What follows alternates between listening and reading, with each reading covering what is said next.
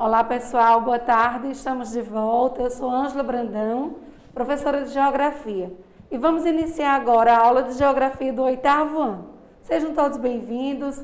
A gente vai procurar, na medida do possível, esclarecer o que for preciso.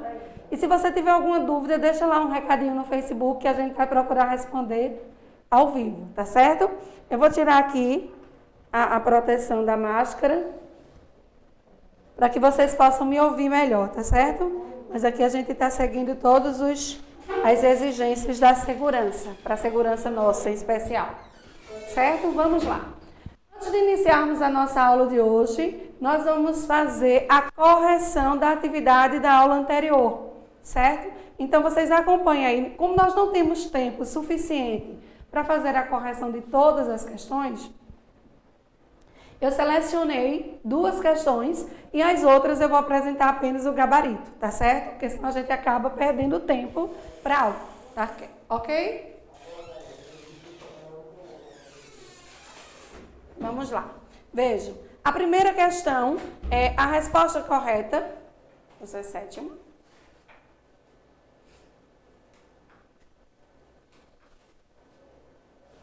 Não tá aqui não, aqui o 7º. Só um instante, tá?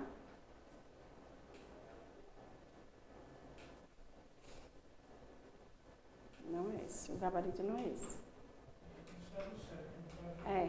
Pessoal, vê só, aconteceu um probleminha aqui, tá? Ao vivo isso é possível acontecer, tá? A gente teve um probleminha aqui na questão da mudança ali dos slides e as questões não vieram para cá. Eu vou ficar devendo essa para vocês, tá certo? Mas aí a gente vai começar com o assunto da aula de hoje. Na aula de hoje, nós vamos falar sobre corporações e organismos internacionais e do Brasil na ordem econômica mundial. Ali na imagem, eu tenho a bandeira da ONU, muitas bandeiras, e a bandeira brasileira. Então, a gente vai fazer um aparato geral, um apanhado geral, na verdade, sobre essas corporações, o que são, na verdade, essas corporações, para que é que elas existem e qual é a participação do Brasil no cenário mundial diante dessa nova ordem econômica mundial, certo? Então, prestem bastante atenção, a gente vai procurar ser bem claro, certo? Eu vou procurar ser bem clara para que vocês possam entender do que a gente está falando direitinho. E qualquer dúvida que tiver, vocês podem perguntar aí no Facebook que a gente vai procurar esclarecer, tá certo? Deixa eu organizar aqui só para a gente entender essa primeira parte do nosso assunto, ok? Agora a gente vai fazer uma viagem bem bacana. Vamos lá? Vê só. A gente vai começar falando sobre algumas definições, para a gente entender depois como é que essas corporações agem em cada um desses territórios. Eu tenho ali um mapazinho, um mapa mental, e ele fala sobre povo, cultura, estado, nação, país. Qual é a diferença que existe entre essas expressões? Povo e nação é a mesma coisa? Estado e país é a mesma coisa? O que é que difere um do outro, na verdade? É isso que a gente vai ver agora. Vê só. O povo, as pessoas, mais a sua cultura, ou seja, os costumes, as tradições, elas, mais o território, que é a base física do Estado, eles formam uma nação. Por exemplo, a nação brasileira. Então, o povo brasileiro, a cultura brasileira, mais o território forma a nação, que é a identidade nacional, porque eles têm língua, religião, características culturais próprias. Nação mais governo, as leis próprias formam um Estado-nação. Nesse Estado-nação eu vou ter o país e vou ter o Estado. O país, que é o aspecto físico, e o aspecto político, que é o Estado. Deu para entender essa imagenzinha? Deu para entender mais precisamente? Vamos para as definições. Essas definições é importante para que vocês possam compreender futuramente, certo? Vejam. Povo nada mais é do que o nome que foi concebido aí a um conjunto de indivíduos que, num dado momento histórico, constituem uma nação. Então, o povo, aquelas pessoas. O território é o espaço geográfico, é a base física, é aquele espaço que é apropriado e é delimitado por relações de soberania e de poder. Isso é território. A nação é um agrupamento ou uma organização de uma sociedade que partilha dos mesmos costumes, características, idioma, cultura e que já possui uma determinada tradição histórica. Isso é a nação. O governo, ela é a autoridade governante de uma nação ou de uma unidade política que tem como finalidade principal aí regrar, organizar a sociedade. Então, o governo, ele governa para o povo. Então, ele tem que ter leis e instituições que possam atender às necessidades do povo. Nem sempre isso acontece, a gente bem sabe. Mas essa deveria ser a principal função dele. Governar em prol do povo. Estado e país. Estado é uma entidade com poder soberano para governar um povo dentro de uma área delimitada, certo? Dentro de um espaço, um território propriamente se falando. O país é uma região geográfica considerada o território físico de um estado soberano ou de uma área menor, de uma região menor, de acordo com essa divisão política ou de uma região geográfica. Então, vejam, povo, território, nação, governo, estado, país, está tudo interligado. É tudo dentro de um mesmo local, dentro de uma mesma composição. Então, o povo brasileiro, a nação brasileira, o Estado brasileiro, então, Estado-nação, o país, certo? Então, a gente só precisa saber que eles não são sinônimos, tá? Eles têm características similares, mas não são sinônimos.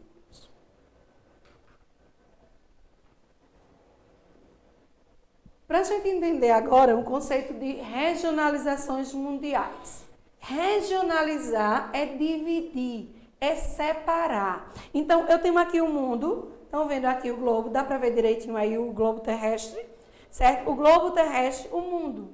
O mundo vai ser regionalizado, ou seja, separado. O que eu vou levar em consideração para separar esse mundo?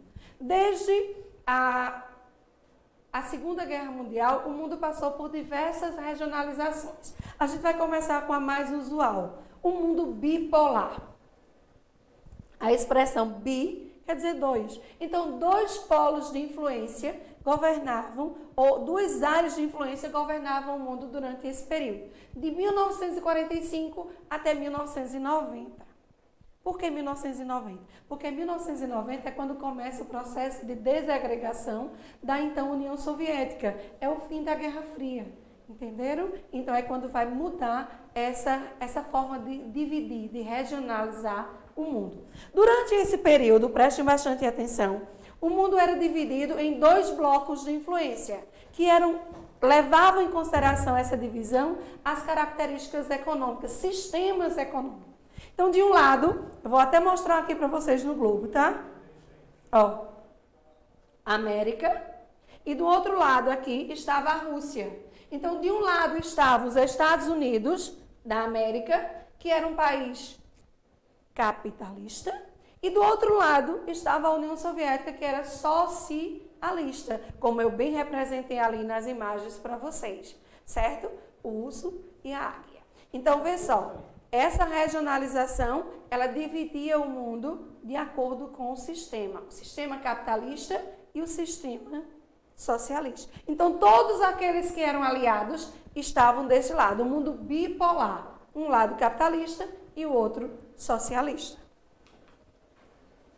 À medida que foi passando, nós passamos então a ter uma outra denominação. Em 1955, na Conferência de Bandung, da Indonésia, ficou decidido, se resolveu, um grupo de países de não alinhamento. Por quê? Porque antes, quando nós tínhamos os dois mundos, os países que eram capitalistas se aliavam aos Estados Unidos. Os países que eram socialistas se aliavam à União Soviética. Mas eu não sou capitalista nem sou socialista, eu vou ficar onde? Sem nada, sem ter uma denominação. Foi aí que nessa conferência, em 1955, ficou a denominação de mundos. Então, o mundo passou a ser regionalizado, a ser denominado agora de primeiro mundo, segundo mundo e terceiro mundo. O primeiro mundo, ele era formado pelos países que eram capitalistas. Então, todos os que eram capitalistas faziam parte do primeiro mundo. Os países socialistas, o segundo mundo. O país capitalista, aqueles que tinham economia de mercado, e aqui os países que eram socialistas, a economia de mercado, perdão, o socialismo, tá? Aqui nós tínhamos uma economia voltada para o desenvolvimento do capital. Era uma economia onde tinha livre concorrência. Capitalismo, socialismo. Economia de planejamento, certo? Então, os planos quinquenais e economia de mercado. Um detalhe aqui é que eu não era socialista e não era capitalista, fiquei no meio do caminho. Então, eu passei a fazer parte do terceiro mundo. Os países que não eram nenhum nem outro passaram a ser alinhados ao terceiro mundo. Só que isso também passou a ser sinônimo de país pobre, a ser sinônimo de países miseráveis, como a própria imagem ali representa para vocês, uma criança africana.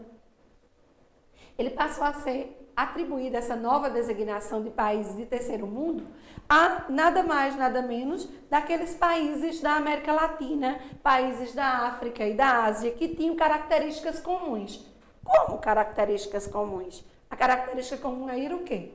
Elevada taxa de crescimento demográfico, ou seja, havia muitos nascimentos, havia uma elevada taxa de mortalidade, sobretudo a mortalidade infantil. Havia aí um elevado índice de analfabetismo, havia fome, subnutrição, predomínio aí do setor primário, mas com fraca produção, ou seja, eles produziam muito mais no setor da agricultura, da pecuária ou do extrativismo, e um fraco desenvolvimento econômico, caindo aí na dependência de outros países, chamado neoliberalismo.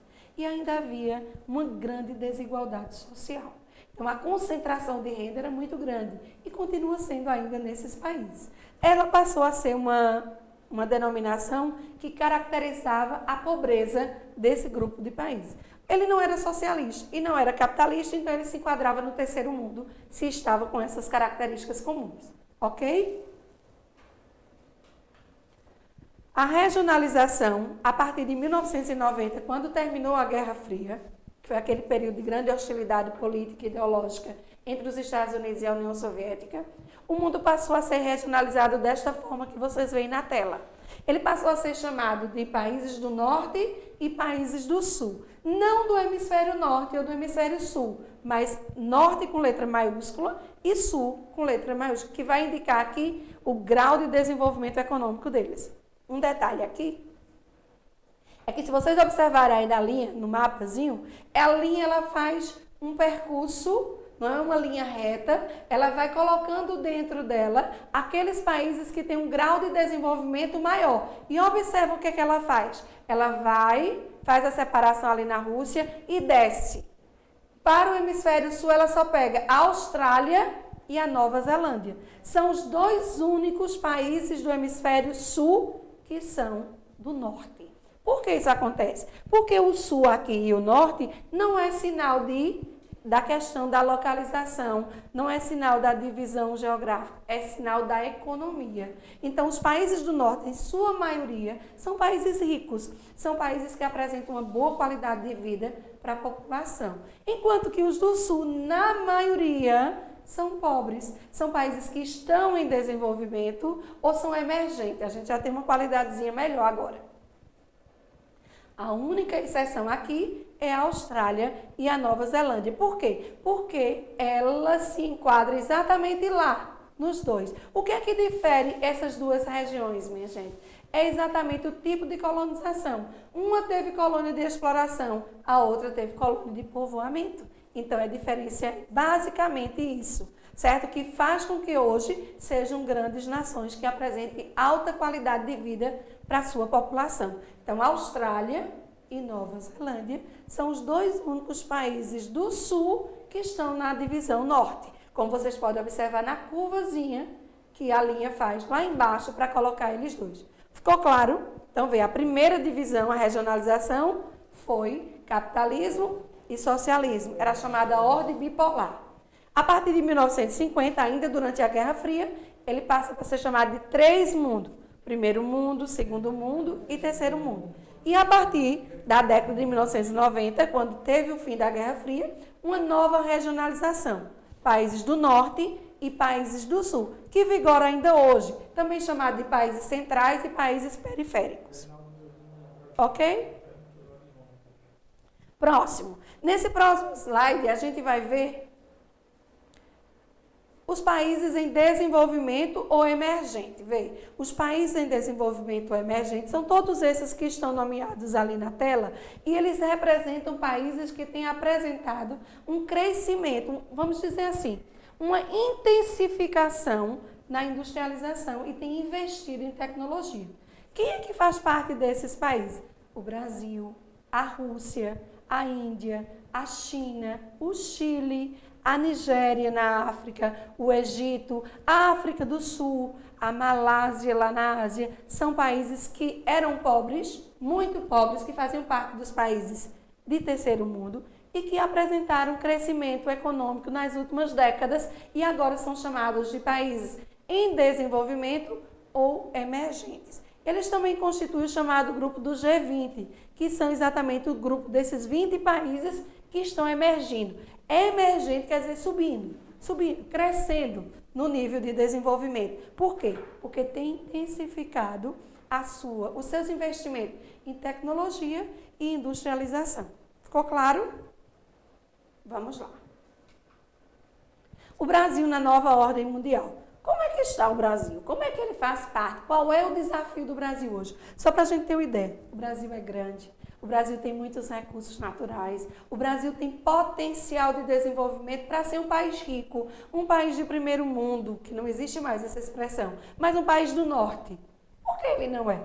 O que é que nos deixa ainda numa situação de países em desenvolvimento, emergente ou subdesenvolvido? Alguém sabe me dizer? Vê só, minha gente. Uma das questões fundamentais para que isso aconteça é exatamente a questão social. O Brasil é uma das nações do planeta que tem enorme, uma das maiores desigualdades social. Ou seja, a economia vai bem, mas o povo não vai tão bem assim. Então, ainda não conseguimos atingir esse patamar. Nós temos, por exemplo, países que têm uma industrialização menor do que a nossa. Eles são considerados ricos, são países desenvolvidos e nós não somos. Por quê? Porque a qualidade de vida da população deles é melhor do que a nossa. O acesso à saúde, o acesso à educação, à segurança, tudo isso conta na hora da ONU, da própria ONU, que a gente vai ver lá na frente, designar se o país é desenvolvido ou não, porque ele faz através de um indicador, certo? O IDH, que é o Índice de Desenvolvimento Humano. Esse indicador ele leva em consideração alguns fatores para poder dizer se o país é rico ou pobre. A exemplo da expectativa de vida, da renda per capita e da escolarização, certo? Bem, o Brasil na nova ordem mundial, ele transformou, né, as transformações no comportamento político e econômico, ele teve essa transformação que contribuiu para que ele chegasse onde ele chegou hoje. Ele teve uma maior abertura comercial, ele teve maior representatividade no fracasso da ALCA. Alguém sabe o que é ALCA aí? A ALCA era para ser um bloco econômico da América. A área de livre comércio da América. Foi uma proposta dos Estados Unidos e que o Brasil refutou, que o Brasil contribuiu principalmente para que ela fracassasse. Por quê? Porque ele não concordava com os meios, com o que estava descrito lá. Então, o fracasso da ALCA foi graças à representatividade que o Brasil teve no Mercosul. E o que é o Mercosul mesmo? É um bloco econômico da América do Sul, né, que constitui os países do Cone Sul, e o Brasil é o principal país desse cone, tá, desse bloco econômico. A criação de um banco, colaboração Sul-Sul, olha que coisa interessante. Daqui a pouco a gente vai falar de organismos internacionais. A gente vai falar do FMI e do Banco Mundial. São instituições financeiras internacionais que oferecem empréstimos para os países que estão necessitando para eles melhorar. Só que para poder melhorar, eles cobram esse juro e eles fazem uma série de exigências para poder a gente receber esses empréstimos, certo? O que acontece aqui? Quando eu coloquei ali, criação de um banco. Os países do Sul, eles se uniram à colaboração Sul e Sul e criaram um banco próprio. Esse banco próprio para oferecer empréstimo para os países que têm necessidade, que estão numa situação de carência. E eles podem futuramente fazer frente ao FMI. Isso é muito importante para a economia, certo, minha gente? O Brasil também faz parte dos BRICS, que é a sigla para o grupo de países Brasil, Rússia, Índia, China e África do Sul, que são países em desenvolvimento, são países emergentes, que têm alcançado um crescimento econômico notável nas últimas décadas. E qual é, então, o maior desafio do Brasil hoje? É melhor se desenvolver no plano tecnológico e industrial, a fim de diminuir a sua dependência no contexto aí da Divisão Internacional do Trabalho, a chamada DIT, certo? Então, como essa relação a gente precisa melhorar nesse ponto para poder a gente ainda se configurar melhor no cenário internacional. Já evoluímos bastante, né? Mas ainda temos um caminho muito longo a percorrer. Agora a gente vai falar da América, tá? A regionalização da América. O continente americano, eu trouxe aqui para vocês partes dele. O continente americano, ele apresenta duas divisões. A divisão física e a divisão histórica e econômica. Nessa divisão aqui, na primeira imagem do mapa, eu tenho todo o continente americano. Na segunda, eu tenho a divisão fisiográfica. E o que é essa divisão fisiográfica? Essa divisão fisiográfica eu vou levar em consideração os aspectos físicos do continente. De acordo com essa divisão, a América está dividida em três. América do Norte, formada por Estados Unidos, Canadá e México. A América Central, aquele istmo, que é um istmo, é uma estreita faixa de terra que liga a América do Norte à América do Sul. Esse istmo aqui, que é constituído por Belize, Guatemala, Honduras, Nicarágua, Costa Rica, El Salvador e Panamá, certo? Eles fazem a América Central. E por último, a América do Sul. A América do Sul, certo? Todos os países aqui da América do Sul. Um detalhe aqui. Por que a gente tem essa divisão, minha gente? Ela leva em consideração os aspectos físicos. A outra divisão, lá do ladinho, lá do mapa, que está em azul e amarelo, ela leva em consideração o critério histórico, social e econômico. Quando a gente vai dividir aí, eu só tenho duas Américas. Não tenho mais três, tá? Só vou ter duas. A América anglo-saxônica e a América latina. A América anglo-saxônica agora é formada só por Estados Unidos e Canadá. E a outra, todinha em amarelo, a América latina, que começa desde o México até a Terra do Fogo, na Argentina, certo? Essa porção, ela é assim denominada por causa da sua colonização. Então, como lá foram os anglo-saxões, povos de origem inglesa que colonizaram, ela passa a ser chamada de anglo-saxônica. E a América Latina, porque foram colonizados por povos de origem latina. Aí participando com a gente, a nossa supervisora Patrícia Freita, professora Nequinha e Lé Cavalcante. Muito obrigada pela participação de vocês, minha gente. Veja, nessa imagem aí, eu tenho toda a divisão do continente. O continente inteirinho, a parte que corresponde à divisão física e à divisão econômica. Então, América física, olha lá, Estados Unidos, Canadá e México, América do Norte. Lá em cima, no meio ali entre elas, a América Central e, por último, aí a América do Sul. Naquela outra parte lá, eu vou ter a América Latina e a América Anglo-Saxônica.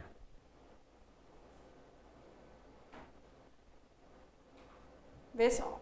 Nessa parte aqui, as três separadinhas, tá? Para vocês entenderem. Estados Unidos, Canadá e México fazem parte da América do Norte. Quando eu vou para a divisão de anglo-saxônica, o México não entra. Ele entra para a Latina. Então, América do Norte, América Central e América do Sul é a divisão física. A divisão histórico, América anglo-saxônica e América Latina, ok? América anglo-saxônica apenas Estados Unidos e Canadá e América Latina do México até a Terra do Fogo, na Argentina. Por que é diferente entre as duas, minha gente? O tipo de colonização.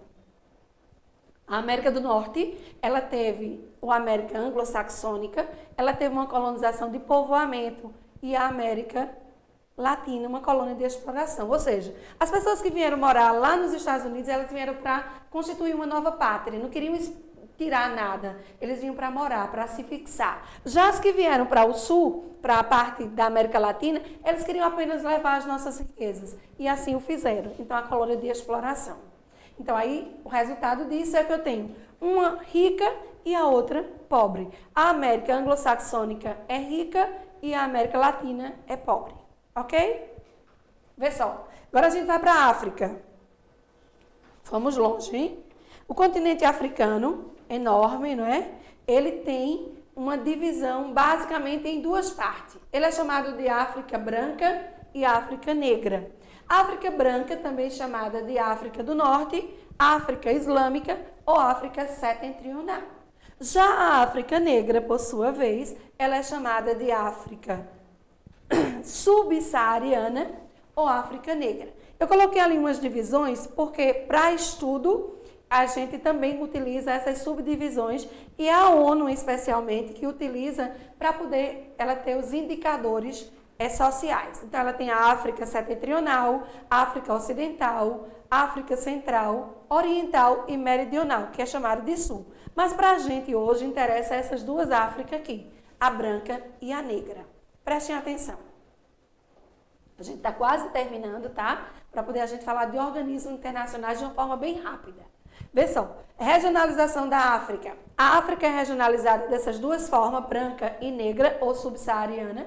E o que difere, o que separa uma da outra é exatamente o deserto do Saara. Ele é o divisor natural dos aspectos humanos, em especial a religião como fator cultural para dividir essas duas áreas.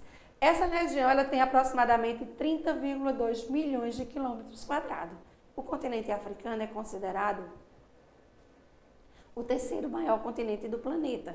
Então, essa divisão, ela abarca aí uma população sofrida da exploração europeia, né? A África Branca, como vocês observam ali, é bem pequenininha, ela corresponde a um número bem pequeno de países, e a região norte do continente africano, que predomina aí a chamada religião islâmica e a língua árabe. Então, essa parcela do continente, ela sempre manteve relações de milênios com a cultura europeia e do Oriente Médio. Então, essa região ela sofreu, no passado, invasões de diferentes povos, como foram os romanos, os gregos, os fenícios, árabes e outros povos, o que deu a ela essa característica islâmica. É o continente africano com povos brancos de olhos azuis. É mais ou menos isso. E a África subsaariana, que é exatamente o limite ali, ou a parte que delimita, que separa ela, o deserto do Saara. Essa África, parte sul do Saara, tem 75% da população africana. A população, a maioria é negra, de origem animista. O que é ser animista? É aquelas pessoas que têm crença, né, que acreditam principalmente aí em espíritos da natureza, espíritos esses que animam e que animam as coisas, que regem o destino das pessoas. Então, eles são chamados de animista. Existe uma restrita população branca aí, de origem europeia, que pratica a religião cristã, mas é uma minoria, certo? Então, observe a diferença da África branca para a África negra ou subsaariana em tamanho, 75% da população.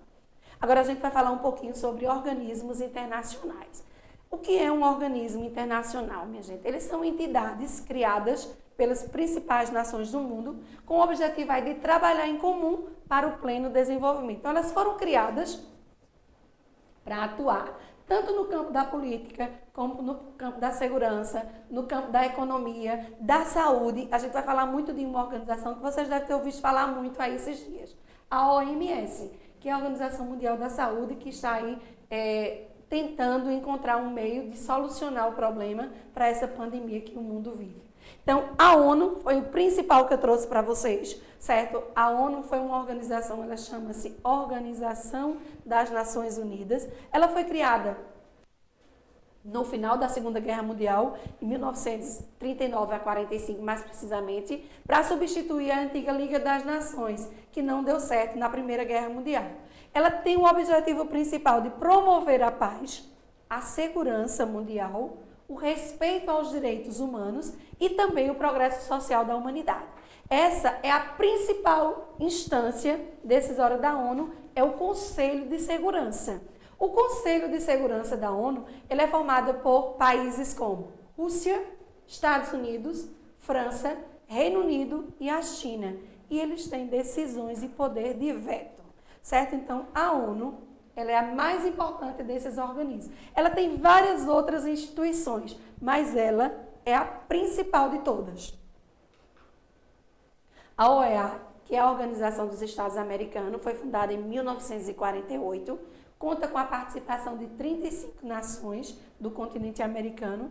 Ela promove a integração econômica, a segurança, que é principalmente aí o combate ao terrorismo e ao tráfico de drogas e às armas, e combate também a corrupção e o fortalecimento da democracia no continente americano, certo? A Unesco, que é uma organização para a educação, a ciência e a cultura, ela também é uma organização das Nações Unidas, é uma das instituições que busca promover a paz mundial por meio da educação, da cultura e da ciência. Ela foi criada em 1945 e hoje ela conta com 195 Estados-membros e 8 membros associados. O trabalho dela se baseia principalmente aí nos acordos políticos e no desenvolvimento econômico, que a gente sabe que não são suficientes aí para garantir a paz mundial, certo? Então, para que a paz ocorra, é necessário que os Estados invistam numa educação voltada para o diálogo e para a tolerância, especialmente, ok? Ali a sede da Unesco, em Paris, na França.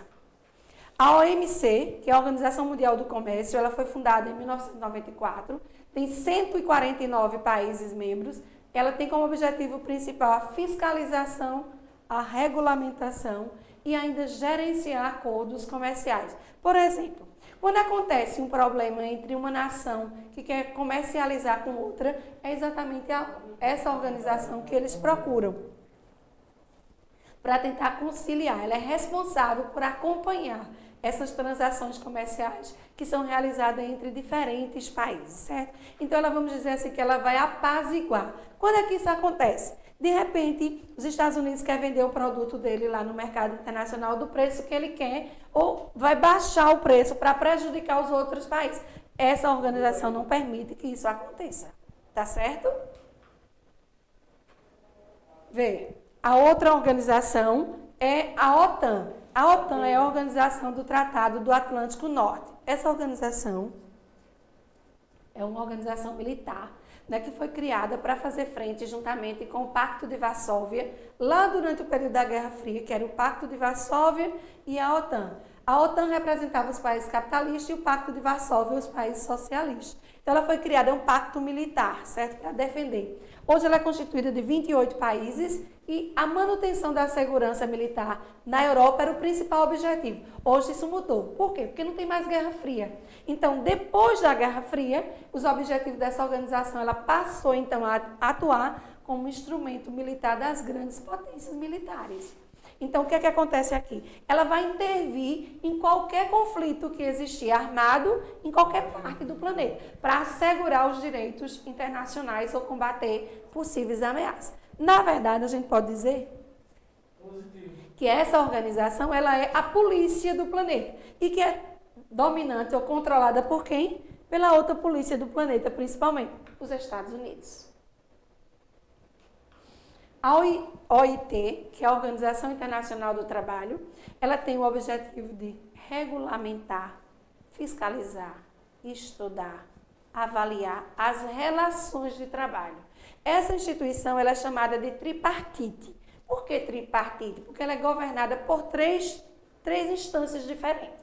Primeiro, ela tem o apoio dos governos de 182 países, então eles fazem parte dessa liderança, desse controle. Eles têm representante dos empregados e também têm representações trabalhistas e sindicais. Por isso nós chamamos de tripartite. Esse organismo, ele é um organismo da ONU, ela foi fundada em 1919 em nível mundial e trata dos assuntos relacionados principalmente ao trabalho e às relações trabalhistas. Certo, minha gente? Uma outra instituição é a OCDE. é a Organização para a Cooperação e Desenvolvimento Econômico. Ela é uma instituição formada atualmente por 34 países. É uma instituição que pretende, que tem como objetivo